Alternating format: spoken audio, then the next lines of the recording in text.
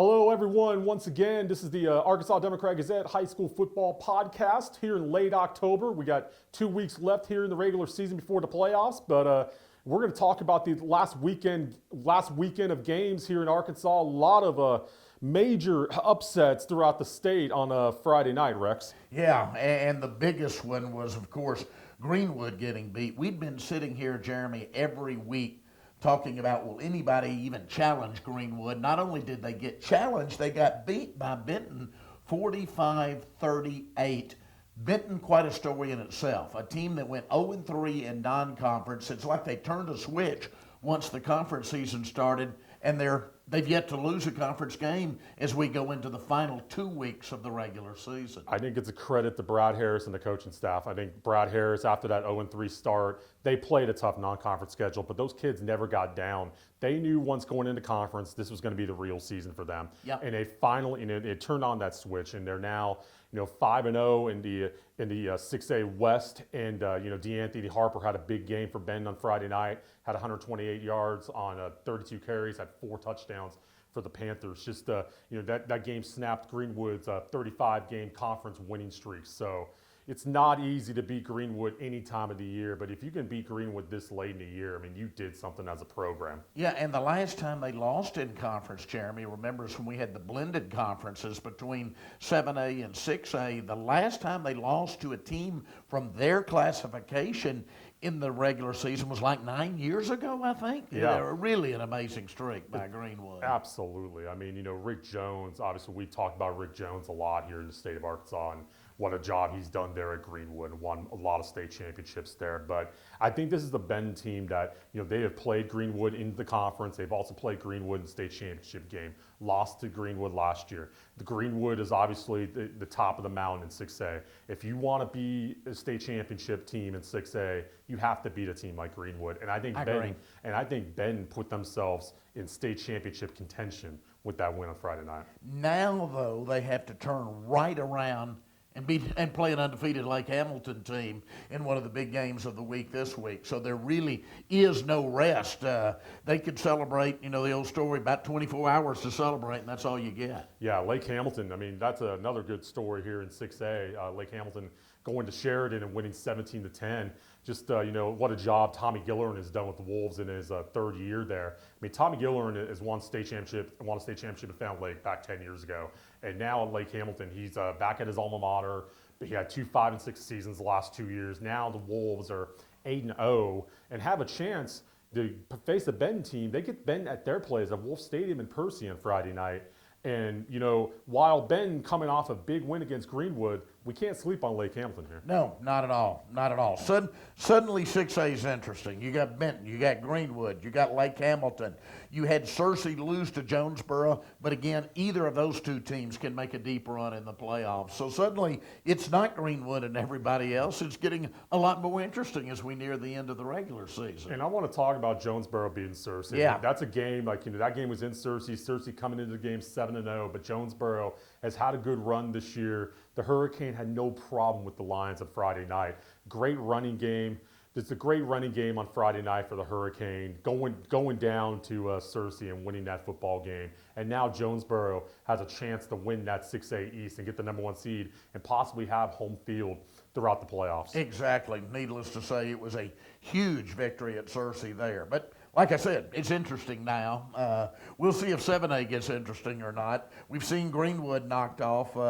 I'll still have to believe it when I see it before Bryant gets knocked off in the 7A, though. Absolutely. And, we've been talking about the playoff brackets, how it's at this point of the year, we start to look at the bracket and realize, okay, this team might play this team. Well, I did some studying over the weekend, Rex, and Greenwood, if they finish second in the 6A West, Greenwood, you could possibly have a Greenwood-Jonesboro matchup. Oh, wow. Possibly. Thanksgiving weekend, day after Thanksgiving. That could be a heck of a ball game up in Craighead County. That's a final type game that we could be having Thanksgiving weekend. That could be fun. Yeah, who knows? I mean, if that's the game, let's just say hypothetically it is Greenwood-Jonesboro, well, I might be going back to the city where I graduated from college. I think I might have to do that. Absolutely. I think you would. I think you would. Tell you what, we got a long way to go until then, though. But we'll go go to Class 7A right Yeah. now. Just Bryant, ho-hum, once again. Mercy ruled another opponent. They beat Cabot 55-10. I was at that ball game at Cabot on Friday night. Just the Hornets got out to a 27-0 lead, but they did not invoke the mercy rule until the fourth quarter. Second 2 plays into the fourth quarter, they finally got it, and just Cabot put up a great fight, but just too much to handle. Bryant's been too much to handle for everybody on their schedule, all 8 teams. And again, I'll believe it when I see it. Although things are getting a little interesting up in the West. I mean, you had Bentonville beat Rogers 63-35. You had Bentonville West beat Rogers Heritage 64-7. So got to get past week 9, but you've got that week 10 game between Bentonville and Bentonville West up there. Yes, and I'll tell you what, that Bentonville-Rogers game, Rogers scored 35 points on Bentonville. And Rogers, only has the 1 win this year, but Rogers has some playmakers on offense with, Hunter Lloyd and Mason Ross. And they've been, that's a team that's obviously tough in the 7A West when you're going up against the Bentonvilles and the Fayettevilles and the Springdale Harbors and whatnot. But I mean, Rogers, let's just say if they were like in another conference maybe, they could be a playoff team possibly. But it's just, when you play in that rugged 7A West, it's obviously tough. Yeah. I mean, other teams we've got to keep an eye on in the 7A. Conway, they beat Little Rock Central 34-13. They continue to play well. And Catholic, which I think may be our big surprise so far in 7A, Catholic comes back and beats Fort Smith Southside 24-20. They are really rolling at this point in the season. You mentioned Conway and Catholic, and this is a game Friday night. Yep. Conway at Little Rock Catholic at War Memorial Stadium. That game has a chance to possibly be for the number 2 seed. Mm-hmm. There's a chance that happens. Let's just say Catholic wins out. Catholic would have the 1 loss in the 7A Central, and they already have the tiebreaker over North Little Rock. So they would have a tiebreaker over Conway if they beat Conway. So a lot can happen, but can you just imagine the Catholic Rockets possibly being the 2 seed out of 7A Central? Who would have ever thought that? No, nobody ever saw that coming. But again, you're right. That is a big game, going to have huge playoff implications this Friday night out at War Memorial Stadium. And I tell you what, 7A Central this weekend, I mean, you got, obviously, we talked about Conway Catholic, but the big ones, obviously, North Little Rock and Bryant. Mm-hmm. Bryant going up against North Little Rock still, they had the 1 loss in the conference, and they had to come back from behind. They were down 25-7 against Fort Smith Northside, but, North Little Rock, showing the heart of a champion like they have the last 3 or 4 years, come back and beat Northside 42-25. Yeah, absolutely. 2 big games to keep an eye on. North Little Rock at Bryant, Conway at Catholic. I think those will both be fun. Yeah, and obviously the other games in the 7A Central, you got Cabot and Northside. Cabot trying to remain in the playoff race, and that's a big one because Northside and Southside, don't have a win, and they're just trying to, you're trying to get into the playoffs, be one of the 6 teams from the 7A Central, which is probably the best conference in the state right now. Just not an off week in that league. No off weeks at all. Not at all. Just going in 7A West, it's a couple games. Springdale at Bentonville. Bentonville giving up 35 to Rogers last week. I think they're going to be ready for the Springdale Bulldogs on Friday night with that one. Fayetteville, Rogers Heritage, Rogers at Springdale Harbor. Probably the best game in the 7A West this weekend, Rex, is Bentonville West at Van Buren. Yeah, Bentonville West can't necessarily overlook Van Buren. They're going to have to focus on that before they start talking Bentonville. Yeah, that's always the key. It's always like, the 9th game of the year, especially with Benton and Bentonville West. The temptations to look to game 10 already. You always want to look. You always look ahead. It's human nature. But, make no mistake, Brian Pratt at Bentonville West and Jody Grant at Bentonville, they will make sure that their kids are on point this week. Yeah. And don't look ahead, because if they look ahead, then that final game doesn't mean as much. Yeah, exactly. And just, going down to Class 6A, into 6A East, Jonesboro, as we mentioned earlier, in the driver's seat in the East, they host Sylvan Hills. Searcy goes up to Mount Home. West Memphis at Pine Bluff. And, Jacksonville, while Jacksonville's a 1-win team, I'm going to mention Jacksonville. Marion's at Jacksonville this weekend. This is the first game at Jacksonville's new stadium. Yeah, yeah. So long, Jan Kroll Stadium. It had been around so long, I even covered games out there decades ago when I was a young Arkansas Democrat sports writer. So in the new stadium, congratulations to them. Beautiful complex out there with the new school also. Yes, and I'm very happy for those kids out of Jacksonville, especially the seniors that do get to play in that new stadium finally. I mean, they've been waiting to get in that facility all year long. They've had construction delays and whatnot, and finally they get 2 home games left for Jacksonville. Marion this Friday, then they get Pine Bluff next Thursday. So this is a good deal for Jacksonville to be able to get that stadium finally done. So those seniors can play in that new stadium. I mean, at least enjoy that new stadium. Absolutely. And just going into 6A West, Ben to Lake Hamilton, we touched on that earlier, but Sheridan at Greenwood now. Let's just I've used the phrase before in this podcast, said that would you have ever thought that Sheridan Greenwood would be such a big game? I would not have. Game. Yeah, I would not have. But Sheridan, again, has been one of our most pleasant surprises in the state this year. And now, like on Greenwood's point of view, Greenwood's coming off a conference loss. Now Greenwood has to win their final 2 games to have a shot to maybe get a tie and be able to tie for the 6A West championship. And who knows if Ben slips up, or and obviously Greenwood goes to Lake Hamilton a week later. Right. So there's a lot of things that can happen there. Greenwood's not quite out of it just yet. So, but make no mistake, I don't know if I want to be the Sheridan Yellow Jackets going to Greenwood this Friday night. No, not after the motivation Coach Rick Jones has now at Greenwood. Yeah, just 2 other games in 6A West, probably not as meaningful as the other 2 are, but El Dorado, Russellville, and Hall at Siloam Springs. Siloam Springs still trying to get into the playoffs there. Just going down to Class 5A. Just we got Class 5A. 5A Central, Pulaski Academy taking care of business against Little Rock Parkview on Friday night. Yeah, PA takes care of Parkview 68-34. Little Rock Christian takes care of business. Although it was a tougher battle over Whitehall, 28-16. Whitehall put up a good battle there. And Harrison, again, I kind of consider those my big 3 in 5A.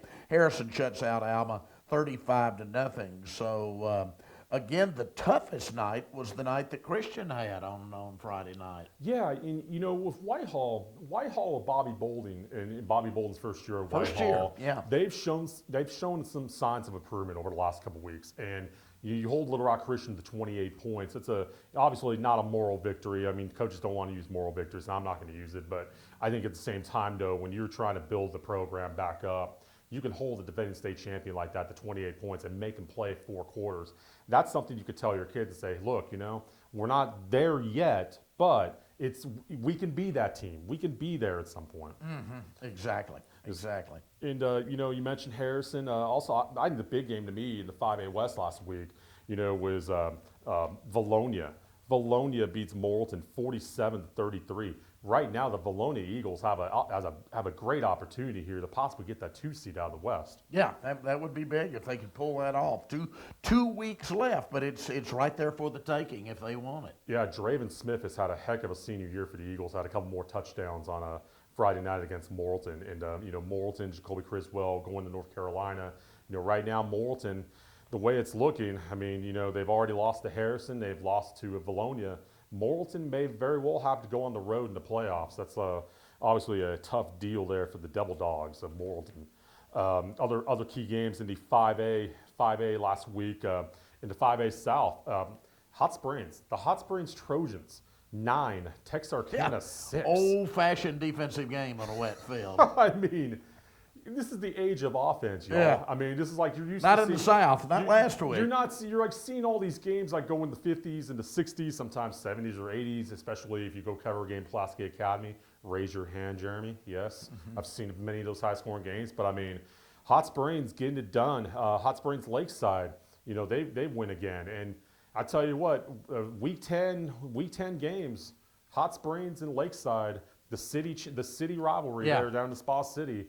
that can mean a lot, but that's only if they win their games this week. Only if they win this week. Yeah, Exactly. I mean, Hot Springs goes to Camden Fairview on Friday night.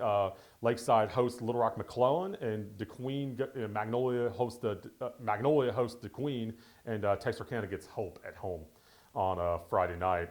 Just shifting gears, going to Class 4A. Joe T. Robinson had Bauxite come into Charlie George Stadium on Friday night, and Bauxite was undefeated in the conference, but Robinson was scoreless there in the first half, but they turned it on in the second half to beat a pretty good Bauxite team. How about the Robinson Senators right now? 35-14, the final in that one. And we talked a little bit about Bauxite's problem, and that is they finish with Robinson, Arkadelphia, and Nashville. They have to play Arkadelphia at home this week. So those are kind of our big three. We've talked about that 7-4A all year, each with one loss. So now Bauxite has one loss. Arkadelphia beat Ashtown easily 49-7. We mentioned Robinson over Bauxite 35-14, and Nashville beats Harmony Grove easily 42-6. So all three of those teams continue on in their march toward the playoffs. Yes, I mean the cream of the crop is definitely risen there in Class 4A. And another story I want to talk about in Class 4A. Last week, Jonesboro Westside goes over to Wilson and beats Rivercrest 41-10. But here's the deal, guys. Logan McPherson, the star running back for the Westside Warriors, had 413 yards and 5 touchdowns on Friday night. And that was against a very good Rivercrest defense. And what an impressive individual performance by Logan McPherson. Oh, yeah. I'm glad you singled that out. Very impressive. A couple other teams I want to mention. We talked about the 7-4A, but one up in the north, one down in the south. Still want to mention Shiloh Christian, 49-7 over Lincoln. Warren, with all its tradition, 35-0 over Monticello last Friday. Again, teams that possibly we could see in Little Rock for a state championship game. Absolutely. Those are programs that are used to winning, and, Bo Hembry and the Warren Lumberjacks getting it done once again. Jeff Conaway is doing a great job there at Shiloh Christian. So, these next 2 weeks are pretty big for the Saints and the Lumberjacks, respectively. Shifting gears, going down to Class 3A, not really a lot of big games in Class 3A last week. Pretty much your top teams, take care of business. Risen, Prescott, Harmony Grove, Osceola, Hardin Academy, Newport, they all pick up big victories on Friday night. Yeah, very one-sided games. 44-0, Risen over Lake Village, Lakeside, Prescott, 54-7 over Ratio, Osceola 34-12 over Piggott, Harmony Grove 42-2 over Falk, Harding Academy 49-0 over Marshall. So yeah, it was very much a taking care of business week at the top of Class 3A. And going into Friday night, the big game in Class 3A is in the 5-3A with Camden Harmony Grove going up to Prescott. And that is going to be a slobber knocker of a game. Two ranked teams, yeah. Two ranked teams going against each other.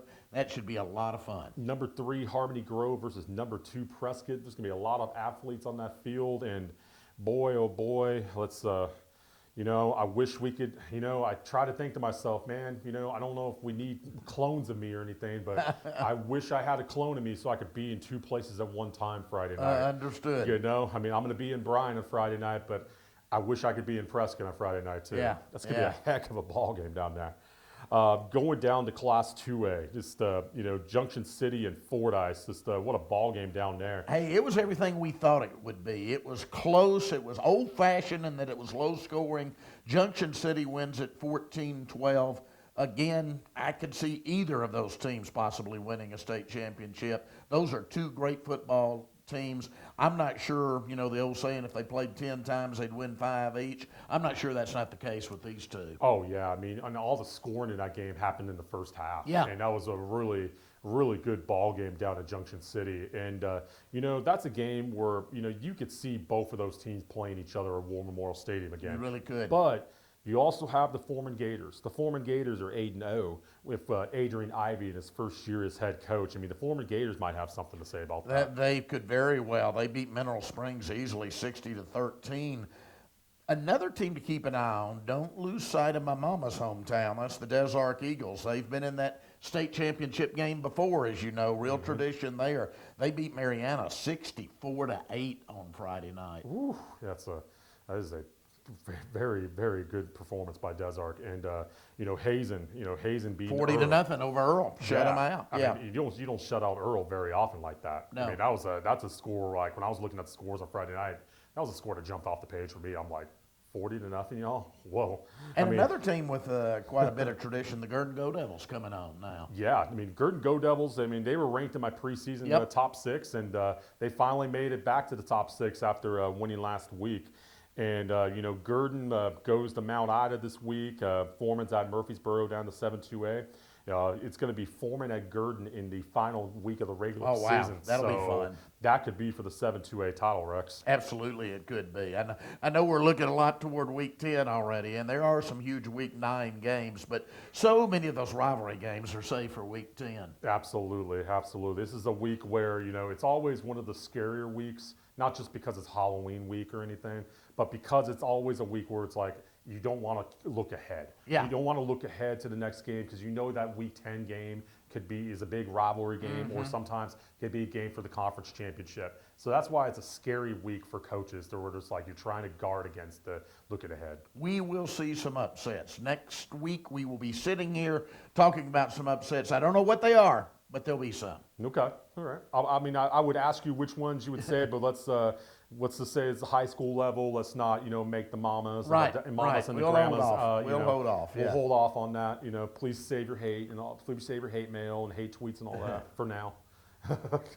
But anyway, just it's been a lot of fun so far this season. We had a lot of great games so far, a lot of great players and great performances and whatnot. But we still got 2 weeks left the regular season. Playoffs are coming, but we still got 2 weeks left, so we got to enjoy these 2 weeks, y'all. So, tell you what, for Rex Nelson, I'm Jeremy Muck. Thank you for watching the Arkansas Democrat Gazette High School Football Podcast.